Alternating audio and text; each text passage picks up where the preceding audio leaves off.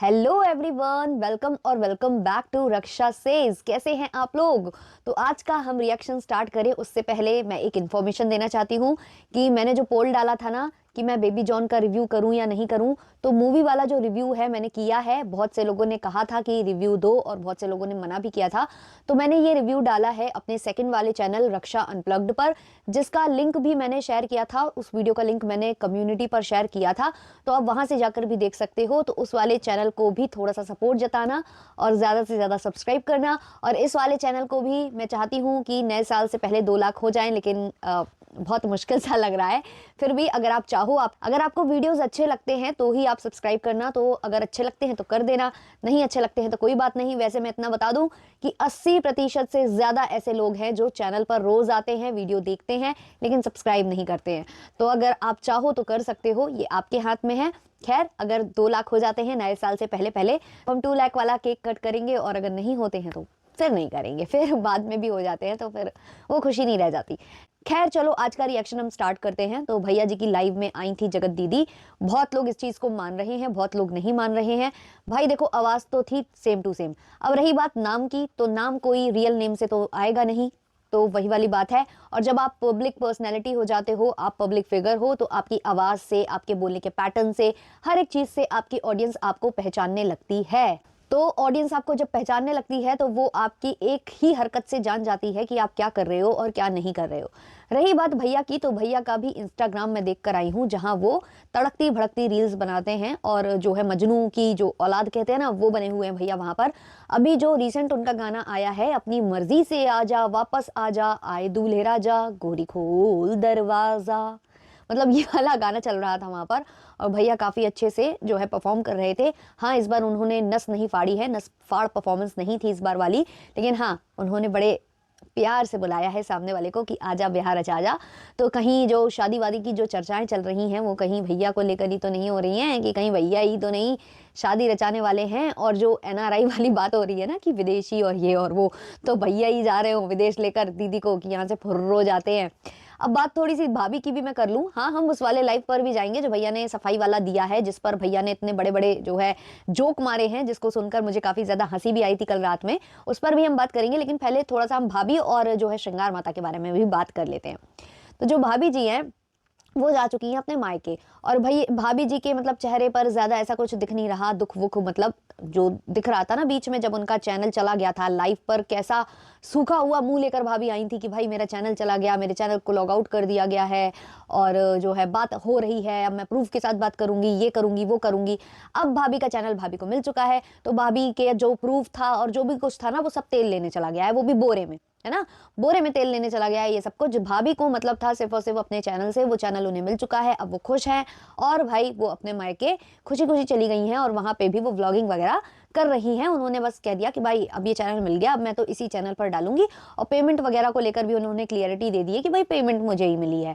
तो भाई जब यही करना था, फिर इसलिए आप पर कोई भरोसा नहीं करता ना, फिर इसलिए भरोसा नहीं करता क्योंकि आप प्रूफ की बात कर रही थी, प्रूफ भी आपने नहीं रखा, उसका आपने एक्सक्यूज दे दिया कि भाई लीगल कुछ हो सकता है, या हमने हैकिंग का सहारा लिया है, हमने ऐसा किया है वैसा किया है। यहाँ आपने ये एक्सक्यूज दे दिया। दूसरा एक्सक्यूज जो आप कह रही थी कि चैनल लॉग आउट कर दिया गया है, मुझसे सब छीना जा रहा है, ये वो, अब वो वापस मिल गया, तो उसकी भी क्लियरिटी भाभी जी ने नहीं दी। तो भाभी जी को ले दे करना सोशल मीडिया से ही मतलब है। इसलिए आप शुरू से भाभी जी का रोने का पैटर्न देखो कि भाभी जी को इस चीज से तकलीफ थी कि रील साथ में नहीं बन पाती थी, रील नहीं बनाने दिया, वीडियो डिलीट करा दिया। भाई साहब, ये है इनका मेन मुद्दा। इनको सिर्फ और सिर्फ सोशल मीडिया से लेना देना है, बाकी इन्हें किसी और चीज से लेना देना नहीं है। अब बात हम करते हैं श्रृंगार माता के बारे में। श्रृंगार माता इतना फूट फूट के रो रही थी, और जो छोटी वाली बहुरिया है वो भी काफी फूट फूट के रो रही थी जब बड़ी बहू जो है मायके जा रही थी। भाई इतना ज्यादा प्यार देख कर ना मेरा दिल भी पसीज गया, मतलब इतना पसीज गया, मतलब इतना प्यार करने वाला परिवार भगवान सबको दे।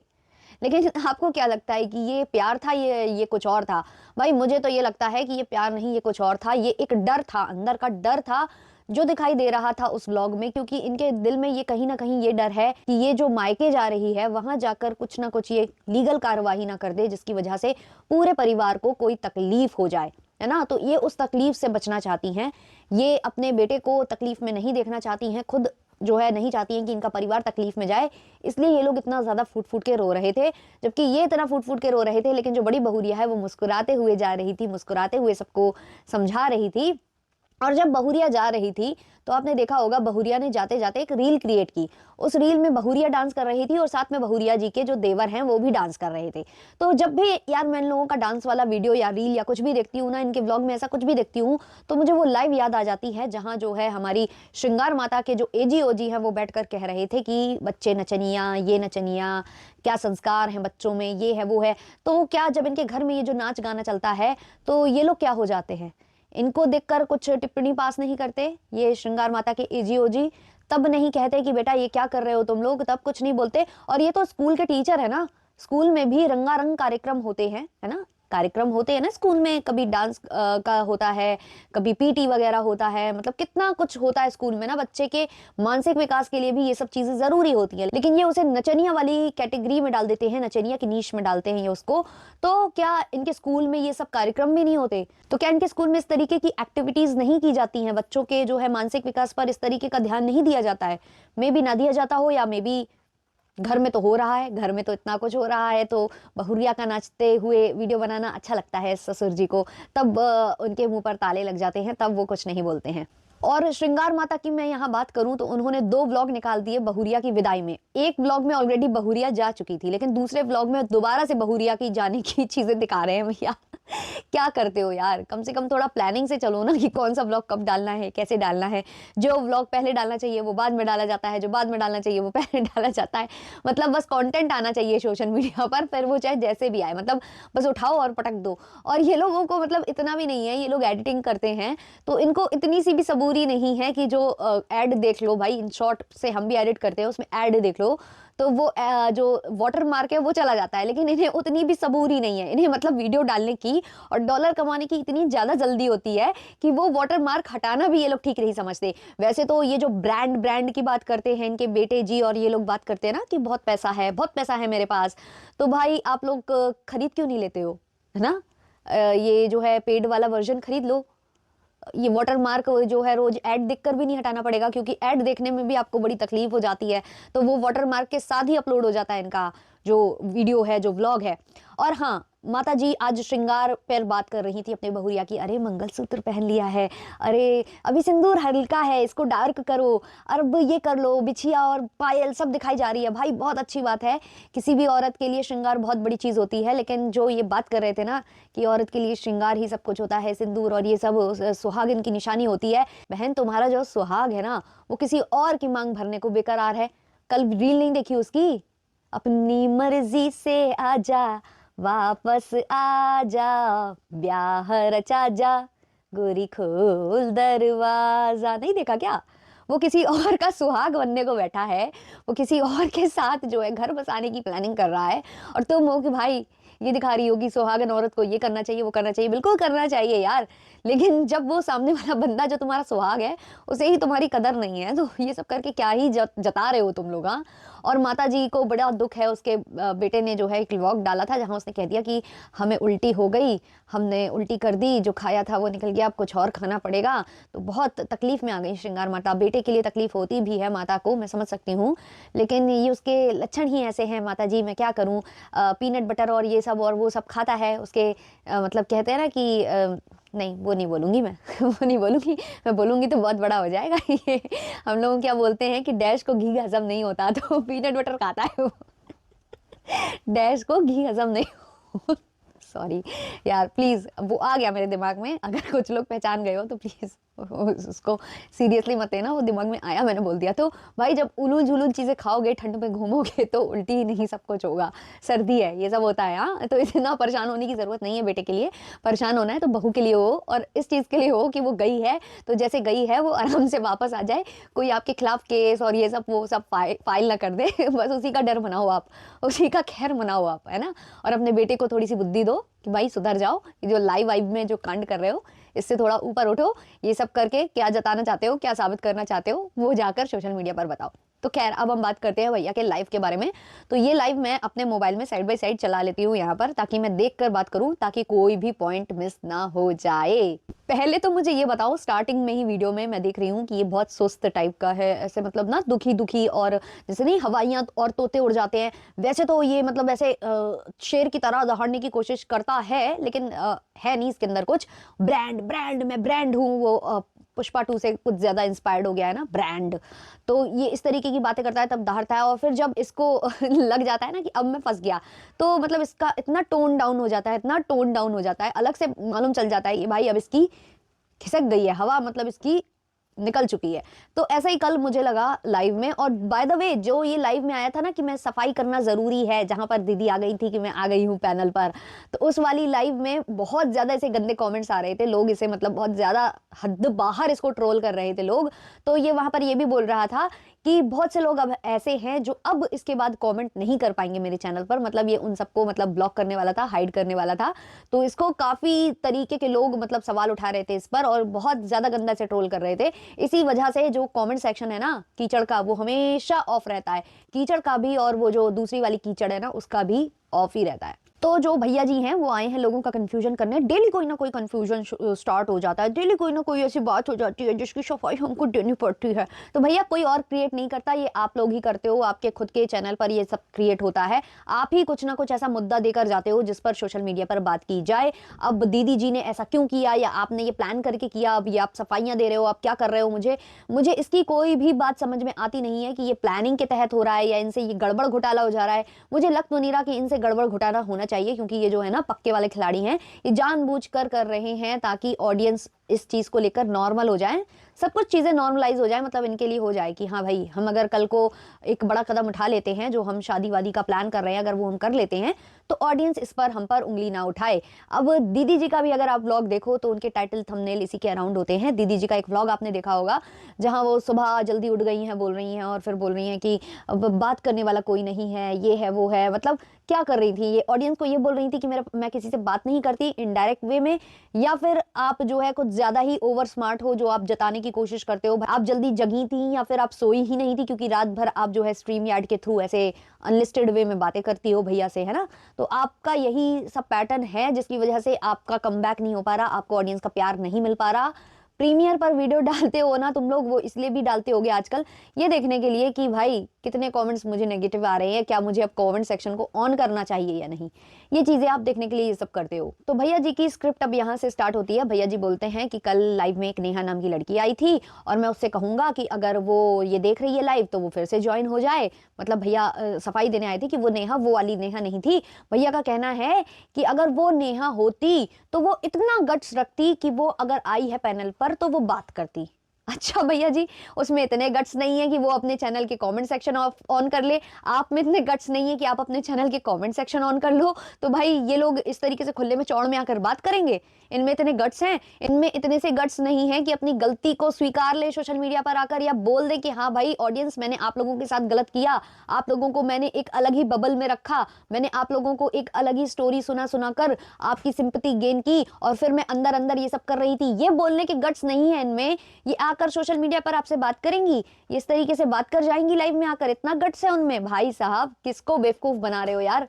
बेवकूफ बनाना हो तो थोड़ा सा स्क्रिप्ट पक्की करके आओ, कुछ ऐसी स्टोरी बनाओ जो सबको समझ में आए। अब भैया एक और चोचला जो मार्केट में चला है, आर्टिफिशियल इंटेलिजेंस, एआई वाला, तो भाई अब हर सारा जो ठिकरा है ना इन लोगों को, हर चीज का उसी पे फोड़ना है ना, कि भाई इसी से हुआ होगा जो हुआ होगा।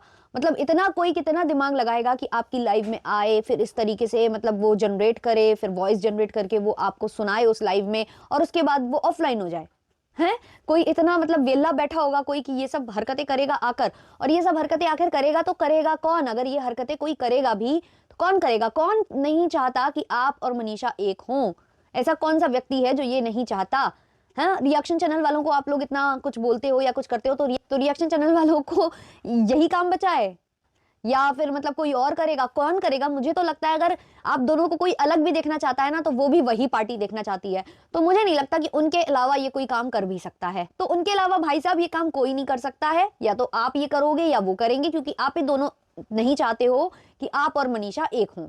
इसके अलावा मुझे नहीं लगता कि इस संसार में कोई भी ऐसा व्यक्ति है जो चाहता हो कि आप और मनीषा अलग हो जाएं, क्योंकि किसी को कोई बेनिफिट नहीं है, किसी को आपसे मतलब शादी करने का ना तो शौक है, ना तो आपके साथ किसी को रिलेशनशिप में आने का शौक है, सिर्फ एक पार्टी को शौक है, तो वही चाहेगी कि आप लोग अलग हो जाओ। और इसके अलावा मुझे नहीं लगता कि किसी को कोई फर्क भी पड़ता है कि आप एक हो रहे हो या अलग हो रहे हो।